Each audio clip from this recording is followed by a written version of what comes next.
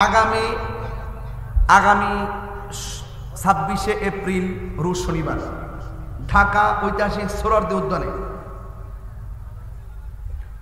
ফিলিস্তিন নির্যাতিত মুসলমানদেরকে সমর্থন জানিয়ে ইসরায়েলের আগ্রাসনের বিরুদ্ধে ঐতিহাসিক মহাসমাবেশ।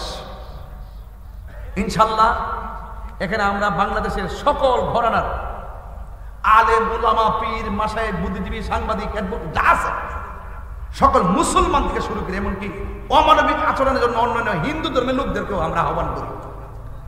যেহেতু ওই ইসরায়েলের গুন্ডা বাহিনীরা অন্যায়ভাবে অমানবিক কাজ করে গণহত্যা চালাইছে, এই হত্যাকাণ্ড যদি মুসলমানরা কাউকে করতাম না, মুসলমানের বিরুদ্ধে কথা বলতাম, কথা কর ঠিক কিনা বলেন?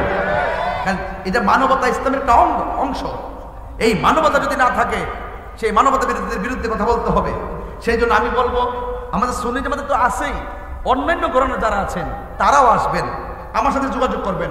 আমরা প্রয়োজনে আপনাদেরকে স্টেজে তুলবো, এক হব, ঐক্যবদ্ধ হয়ে আমরা কি করব, ওই ফিলিস্তিনি মুসলমানদের পক্ষে ইসরায়েলের দুর্গ ভেঙে খান খান করে দিব।